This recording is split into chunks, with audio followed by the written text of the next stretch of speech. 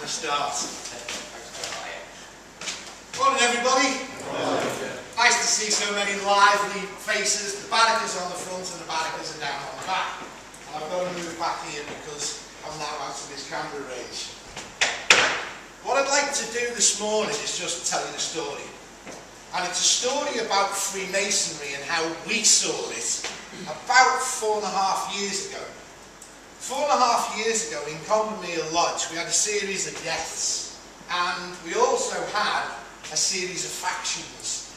There was a massive breakup. We went from one of the strongest, oldest lodges that met at Oliver Street down to 11 members. 11 members in the lodge, and we actively went out to other lodges to ask them could they lend us somebody to take up one of the chairs in the lodge, because we didn't have enough able officers to run the meetings. And what we did was we decided to sit down, because at that time we had Rock Jubilee, Riverside and Lily Ellis Lodge were all talking of an amalgamation, and they tried to involve us in that discussion of amalgamation. And we sat down at the committee and we said, well, hang on, we've been going 150 odd years, we're small in numbers, we've got a unique number, but have we seen one of these amalgamations yet work? Or do we want to do something about it as the Brethren of the Lodge? So we talked about things that we thought about Freemasonry, and the first thing that we did was, because we had some older brethren, we said, well, when you first joined Freemasonry, did you get a job straight away? And do you know what the norm was? Anybody? 20 years. So how long? 5 years. 12 years. 14 years. And we got this, and it's kind of like spooky, this. So we've got people that have spent 8, 9, 10 years in the lodge before they've got a job on the floor. Now what does that do? Well, we thought, well, what we see it as is it gives the young candidate the opportunity to understand, comprehend and learn what we're actually doing in Freemasonry. It gives us the opportunity to take him out and introduce him to other halls, other lodges, other members. It makes him a stronger Freemason. And I think you've demonstrated that here today, because you've already said the same things that we said in our lodge. But what did we have? We had a problem. And I don't do problems. I hate the word problem. We had a challenge. Our challenge was we had no younger brethren coming into the lodge. So we sat down and we thought about it, and we came up with a scheme. At the same time, Province launched the mentoring scheme in Cheshire. So we embraced the mentoring scheme. And what we did, we sat down and said, right, well, first of all, let's get everybody to stay in the seat that they're in for 2 years. Don't move. We all know what we're doing, so for 2 years we'll stay where we are. And the first thing that we did was, we started up our ladies' night. We hadn't had a ladies' night for 5 years. We hadn't had a social function for best part of 5 years either, because of those factions. So we started our ladies' night. Our first ladies' night, we had 36 people to the ladies' night. It was interesting actually, because what we actually got the brethren to do was to bring people in and make sure that you brought at least one person to that ladies' night as a guest who wasn't a Mason. And we had a bit of a game. And the game on our social nights is plain and simple. We bring them into the room and we have a break halfway through the evening where we take the lady guests up into the lodge room. Now some people don't like that. Okay, fine. If you don't like it, it's entirely up to you. But what we did, we took the ladies into the room, shut the door, never took the fellas with us, and we answered all the questions that they had. Any questions at all. There's nothing like a woman who's inquisitive. Is there, Liz? Absolutely not. Okay, so the ladies would actually come up into the hall and they would ask us all the questions that we know the fellas were going to ask anyway. And then we'd say, well, please, don't tell them anything that we've told you. It's a secret. And if they asked you a question that you didn't want to give them an answer to, it's a secret. And they'd go downstairs and you'd see them. Straight into the fella's ear. Well, our first ladies' night actually gave us 3 candidates within 10 days of the ladies' night. They phoned us and asked us, can we find out a little bit more about this Freemasonry? We thought, we're on to a winner. So the next thing we did was we opened up the social functions. In our first year we did 3. This year we've got 5. 5 social functions where we invite partners, and 2 of the 5 must invite the children or grandchildren. And we make it a condition of the members of the lodge that they bring somebody along with them who's not a Mason. And you might think, well, that's all right for you because you're younger than me and we're not in that circle of friends. You'd be amazed at how many young people you actually know. I challenge anybody.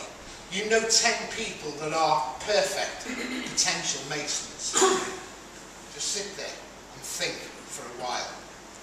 So, we started off on this road, and that's how we started in bringing these youngsters in. But then we said, well, hang on.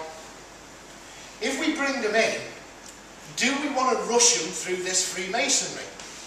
Because at the time, you have January 1st, February 2nd, and in March they do the 3rd degree. Got a Mason. Right, okay, we've got you in. Now we're going to get you on the floor next year. How many lodges have seen that? Show of hands. Yeah? Okay. In the current climate, we've seen that as too much pressure. It is pressure. You had, as you've just said, 10, 12, 20 years before you got a job on the floor. And you're expected this new guy in 3 months to come in, learn the book, understand what it's all about, and do the working tools or do the charge. I'm kind of like, hang on, this is supposed to be fun. It's supposed to be a hobby. It's supposed to be something we enjoy. Maybe that's one of the reasons why we're losing some of the people. So what we did and set about, and I say, all this is about what we've done, not what we're telling you we're going to do. So we then took the mentoring scheme and said, well, right, okay, I can't get a mentor from a Master Mason to 12 years quickly. Or can I? Is there a way that we could give them that same experience that you took 10, 12 years to get? Any ideas? Visiting. And that's where we hit on it. Every time we take a new initiate, an entered apprentice, before he can prove himself to have made a daily advancement in Freemasonry, he has to have been and seen 6 first degrees in other lodges. Not in our lodge, in other lodges. And they are taken out with the mentor. And the mentor goes out with them and explains why each and every ceremony that you go to is different. Emulation, bottomly, Nigerian, cornerstone. They're all different. They're all unique. But a youngster wants to learn what's the difference. Now, how fast he goes on about that, when I first did it, we were drowned with the numbers of first degrees. Everybody was wanting to tell us, we've got a first degree on. There's nothing better than taking 2, 3, 4, 5, 6 entered apprentices to a lodge to visit. How many people have seen 7 entered apprentices in one lodge of that lodge? I'm glad you 2 put your hands up. We've done it. installation this year, we actually had 7 entered apprentices in the lodge. And the representative said, in 39 years of Freemasonry, I've never seen that. So let's give them something new. So they go out and do these 6 first-degree visits, and once they've done that, because they've got a sheet in the back of the mentoring manual, they come to the mentor. I've done my 6, I'm ready to move on. But there are other things that we give them to do by choice, not by pressure. One of the first things that we ask our entered apprentices to do is we give them an A4 page. Tyler's Toast the Long Way. How many people in the room can do the Tyler's Toast the Long Way? Please, show of hands. Okay, our entered apprentices can do that before they've moved on to the 2nd degree, and do it by choice. It's quite powerful to watch a youngster stand up at the festive board when everybody's had a drink, when there is no pressure, when it is a social board, and he stands up and does the Tyler's Toast the Long Way. Isn't it nice to hear the Tyler's Toast the Long Way? Did you know that there are 4 Tyler's Toast the Long Way, 4 different toasts? They learn them all, but they learn them all by choice, not by command. And once they've demonstrated to the members of the lodge that they are that type of person that can learn the ritual, we'll give them a job to do in the lodge if they want. If they want. Not because we want to move them on.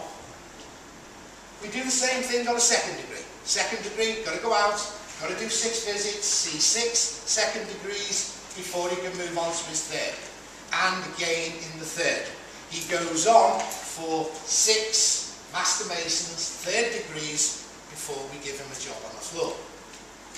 So that's how we run them through the masonry.